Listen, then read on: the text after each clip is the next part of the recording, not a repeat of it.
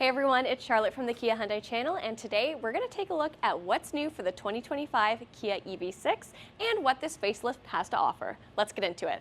So let's take a look at those exterior elements. To start off, I think that it's safe to say that the biggest impact is definitely the front end of this vehicle, and that largely has to do with our new headlights. So these are full LED headlamps, and they're going with Kia's signature star map daytime running light design.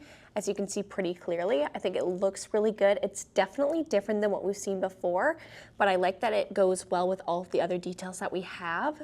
So our grille is going to be something that is slightly redesigned as well. So you can notice our upper grille, but also our lower grille. And then we'll have some active air shutters down here as well. So you can see those right there, right on the other side of our radar plate, which is actually a trapezoid this time, which looks a little bit fun. And again, this whole lower grille element is going to be fully redesigned as well. I think it looks really good. We've got our front parking sensors there too. I'm very happy to say that they kept the look of this clamshell hood. I think it looks very wide and aggressive, and overall looks really great.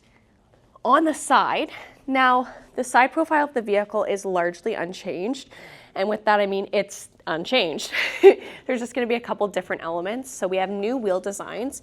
We actually have a total of 3 new wheel designs, and then also our fender cladding, so all along here, has been given a little bit of a refresh. We have a turn signal indicator as well, and then same thing with our side sills. It's got a nice different design to it. The molding is a little bit different. Lots of high gloss finishes with some chrome as well. And overall, I think that this is a very strong exterior. Now let's go around to the side. You'll notice something is missing from this side and the rear end. So at first glance, I took a look at the rear end and I was like, okay, you know what? There's nothing really that's different. There are a couple key differences, namely the fact that it's going to be our new star map LED taillights, and we have a center mounted brake light as well. If you're wondering why it's flickering on camera, again, it's just because it's an LED. It's not actually flickering like that in real life, but again, overall looks really good. New design for our lower bumper too on the rear. You can see we have some excess detailing as well, some cladding. Overall, again, looks really good. In terms of cargo space, it's going to be the same, lots of chrome accents too, but still no rear wiper, which is a little sad.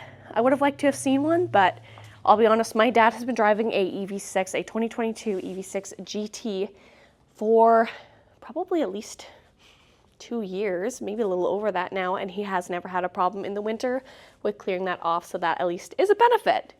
Now, you will notice, what do we have right here? This is going to be our charge port. So it's going to open up, and you will see it's an NACS port.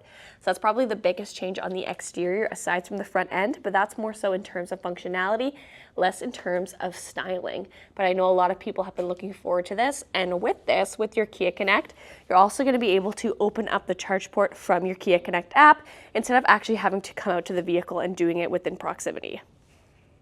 Now, whenever we're under the hood, it seems natural to talk about what the powertrain of this vehicle is. Obviously, it is lacking something very important, which is going to be an engine. But of course, with this being a fully electric vehicle, it's not running on an engine. So what's new is the fact that we have 2 different battery sizes. We're going to have a 63 kilowatt hour lithium ion polymer battery for our short range and an 84 kilowatt hour lithium ion polymer battery. Man, that's a mouthful, which is going to be available on our long range. Now, this is a wind rear wheel drive vehicle, so it only has the one motor, which is why we're seeing a different size for our frunk, although it still looks a little bit small to me. I almost thought that this was all-wheel drive, just given the amount of space that we have, and the fact that, truthfully, it's not that much. But when it comes to horsepower and torque, you're going to be seeing 225 horse with 258 pound-feet of torque. So very healthy numbers for these, and of course that's only going to increase as you go into the all-wheel drive variant. And for this specific model, the wind rear-wheel drive, is you actually have the highest rated range in the lineup at 513 kilometers. So very healthy, very nice to see. So let's go and take a look at the interior. And side note, I'll point out the fact that we now have automatic pop-out door handles available when we used to only have those on the higher end trims. Now, if you are not a fan of the exterior refresh, specifically the front end, I really want you to go and consider what we see for the interior, because the interior I find to be incredibly impressive.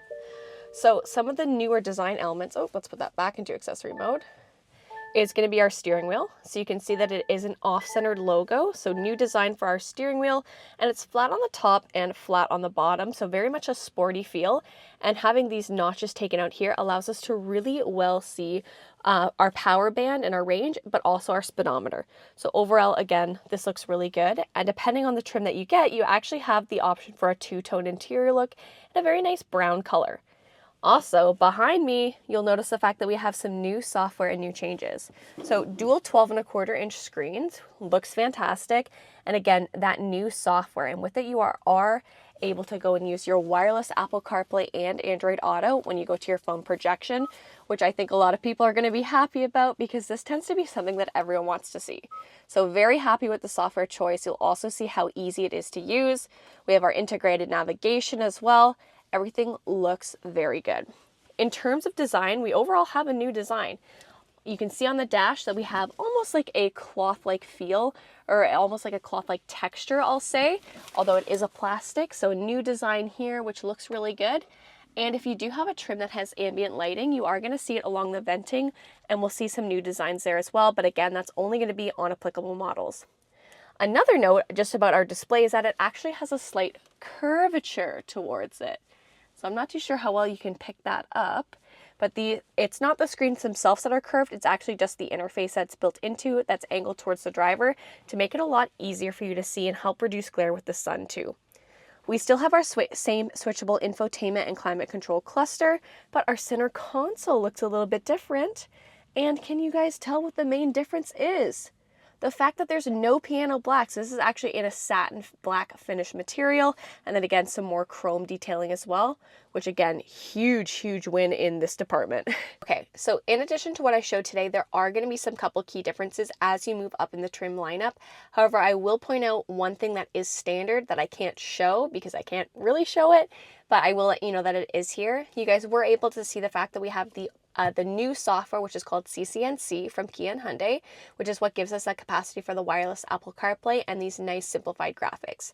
With that, you're also going to have over-the-air updates standard, which I think is a big deal, especially for EV owners. And the fact that, you know, it's another techie thing that you kind of get to be in tune with. These are very techie vehicles. And a lot of people can find them super fascinating, myself as included in one of them. So the fact that we're seeing over-the-air updates, I think is a really big deal, and it's a good call from Kia to finally have them introduced on this trim, or not on this trim, but on this year for the EV6. Now, a couple other items as you move up in the trim lineup that are going to change is of course going to be augmented heads-up display. So we are going to be seeing heads-up display continuing with the EV6, and it's going to have some new graphics, which are again going to work with that software and also allow you to project your phone's maps. So say Android Auto, or not Android Auto, but Android Maps, Apple Maps, Google Maps, stuff like that projected through your heads-up display, which is something that's impressive. We're also going to see our digital rear view mirror, which we have not seen yet on the EV6. Things like digital key 2 as well. Some exclusive exterior elements for the GT line trim. Same thing with the interior. It's aesthetically going to look a little bit different too. And then also some enhancements to some of the safety features like parking distance warning for the front, side, and rear. A lot of really great advances that have been made. So if you guys want to learn more about those advancements and which trim is going to have what features, we've actually done a full trim breakdown. So I'll have that video linked down below if you want to see it. And then also, if you guys want to see more of our EV6s that are coming in and see our full in-depth review on them, make sure that you subscribe to the Kia Hyundai channel for more. Like this video and comment down below on what you think of the new enhancements that have been made to the EV6. We'll see you next time. Bye!